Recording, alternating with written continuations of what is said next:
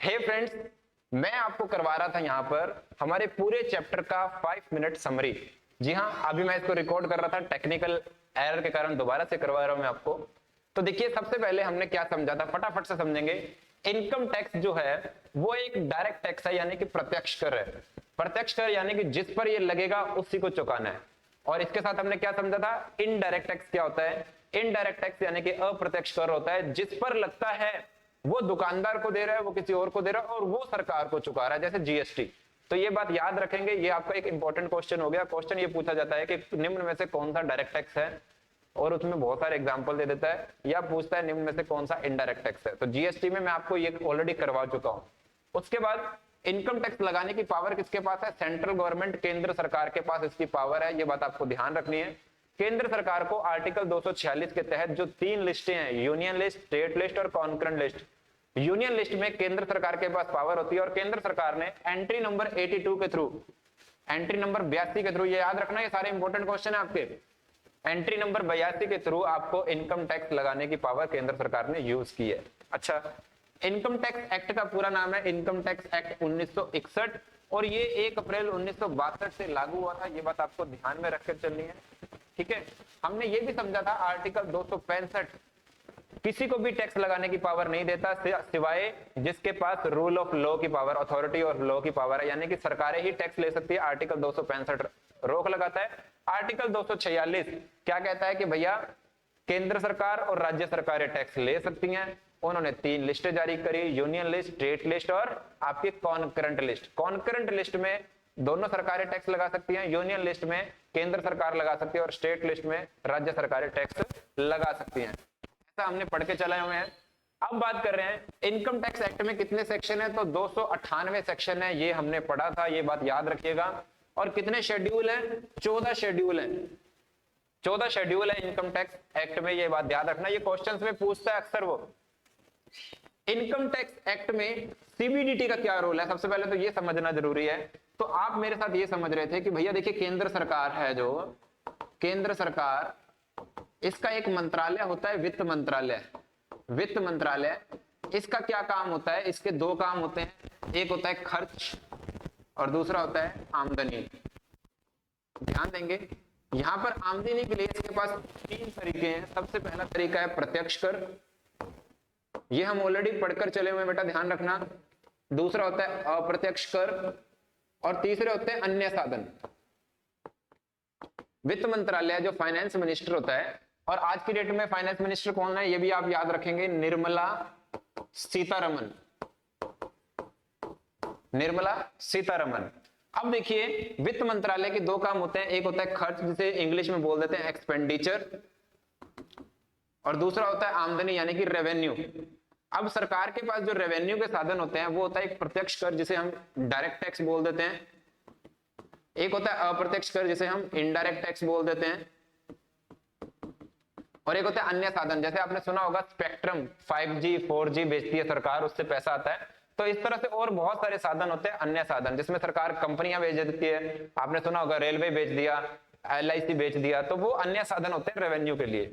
तो देखिए, सरकार के पास डायरेक्ट टैक्स आता है, सरकार के पास इनडायरेक्ट टैक्स आता है, सरकार के पास अन्य साधन होते हैं।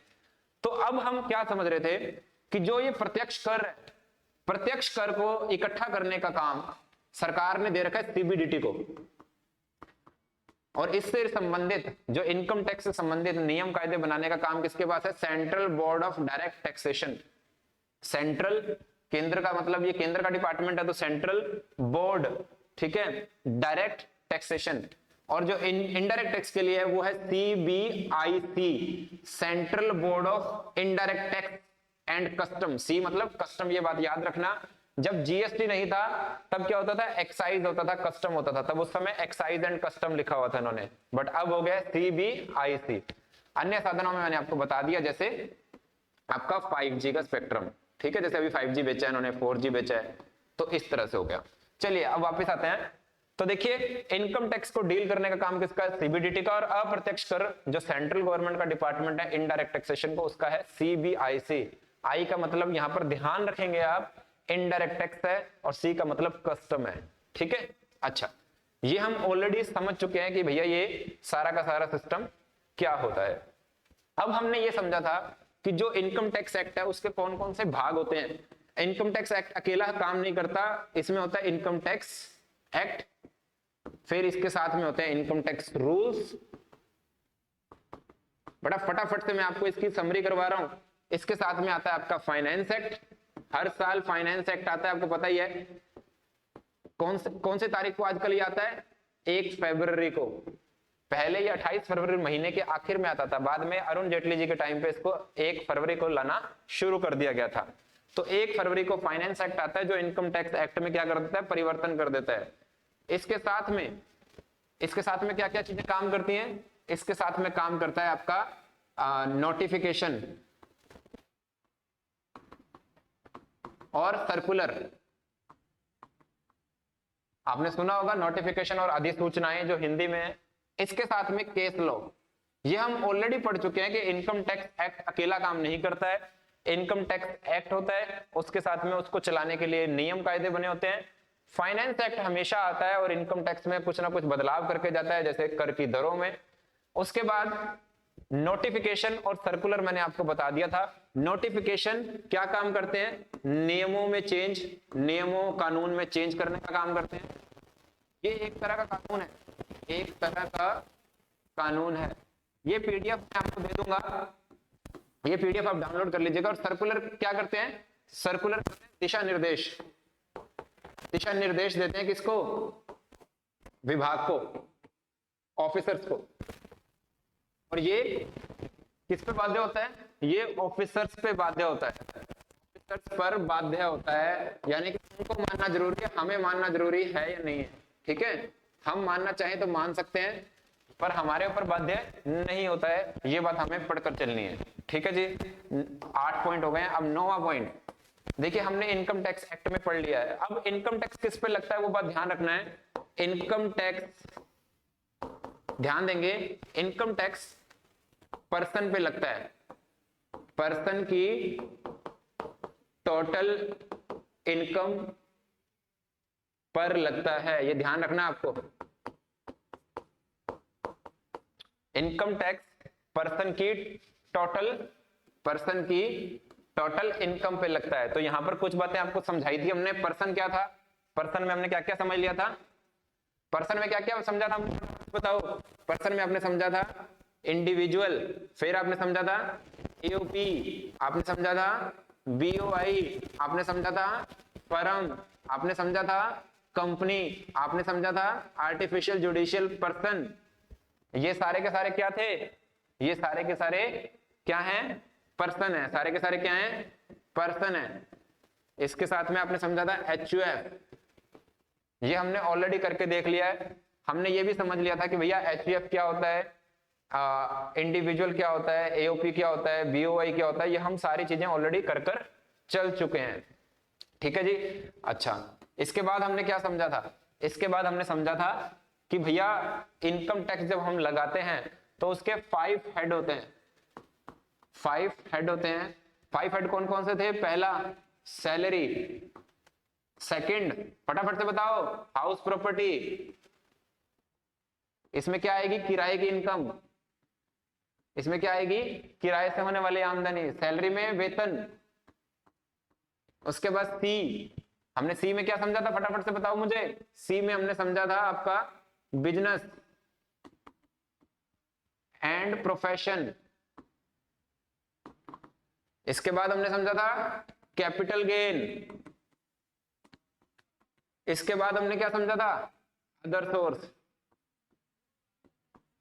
अन्य आय, ये हमने समझी थी। ये याद रखना 5 हेड कौन से हैं। अब इसमें से किराए की आमदनी आ गई, बिजनेस से हो गई, कैपिटल यहां पे संपत्ति बेचने से, संपत्ति बेचने से। ठीक है, और इसमें जैसे आपकी डिविडेंड, डिविडेंड ब्याज, ये सब चीजें आ जाएंगी। ये हम समझ चुके थे। इसके बाद हमने समझा था 87A रिबेट। बेटा ये याद रखना 87A रिबेट कितना? 12,500 की हमने छूट ली थी। ये हम डिटेल में ऑलरेडी कर चुके हैं। 12,500 रुपए की हमने क्या ली थी? छूट ली थी। किसको मिलनी थी? ये रेजिडेंट इंडिविजुअल को। रेजिडेंट इंडिविजुअल को, ये 12,500 की, ये शब्द याद रखना, कितने की छूट है? 12,500 की रेजिडेंट इंडिविजुअल के लिए छूट थी। और सेक्शन नंबर क्या था? 87A रिबेट का सेक्शन था, ध्यान रखना। फिर हमने समझा था, कितने पॉइंट हो गए ये? 11। 12वां पॉइंट में हमने ये समझा था कि भैया सेक्शन नंबर 288A और सेक्शन नंबर 288B, ये दोनों के दोनों सेक्शन क्या काम करते हैं? राउंडिंग ऑफ काम करते हैं nearest 10 rupees, nearest 10 rupees. Sir इसका क्या मतलब था? 288A हमें कहता था कि जो आपकी टोटल इनकम आई है उसको मैं 10 रुपए तक ले जाऊंगा। 10 रुपए तक मतलब जैसे आप मैथ्स में क्या करते थे, अगर 5 या 5 से ज्यादा है तो उसको आगे ले जाते थे 10 तक, और अगर 5 या 5 से कम है तो आप पीछे ले जाते थे 10 तक। तो यहां पर आपकी टोटल इनकम को लेके जाता था आगे, और यहाँ पे आपके टोटल टैक्स को, यहाँ पे आपके टैक्स लायबिलिटी को। याद रखना इन सेक्शंस को, ठीक है। Section 288A 288B rounding off के लिए बनाए गए हैं section. Nearest 10 rupees, nearest 10 rupees के पास ले जाएंगे, 1 रुपए नहीं 10 रुपए। इनडायरेक्ट टैक्सेशन में 1 रुपए के पास लेके जाया जाता है और इनकम टैक्स में 10 रुपए के पास लेके जाया जाता है, ये वाली बात ध्यान रखना आप। उसके बाद आपके लिए मैंने बताया था सेस कितना है? एजुकेशन, ध्यान रखेंगे, एजुकेशन एंड हेल्थ सेस है ये, नाम भी याद रखेंगे। और कितने परसेंट है ये? 4%। इसके अलावा हमने सरचार्ज की बात की थी और हमने कुछ रेट्स की बात की थी। इसके बाद हमने क्या की थी? सरचार्ज की बात की थी। मैंने सरचार्ज बताया था 4 जोन चार्ज। सरचार्ज का मतलब बताया था 4 जोन चार्ज, यानी कि टैक्स के ऊपर लगने वाला एक और टैक्स। इसके लिए हमने बहुत सारे टैक्स के रेट पढ़े थे। और उसके बाद मैंने आपको सेस का बताया था कि भैया सेस 4% का सेस रेट लगेगा। इसके अलावा हमने बहुत सारी बातें की थी, पर ये कुछ इंपॉर्टेंट क्वेश्चंस हैं आपके जो इनकम टैक्स एक्ट में से रिलेटेड, बेसिक चैप्टर से रिलेटेड पूछ लिए जाते हैं। नेक्स्ट चैप्टर में हम लोग ने रेजिडेंशियल स्टेटस की बात करनी है, जहां पर हम बात करेंगे कि भैया अलग अलग रेजिडेंशियल स्टेटस पे उसके अलग अलग टैक्स लायबिलिटी कैसे होती है। तो उम्मीद करता हूं आपको ये समझ में आ गया होगा।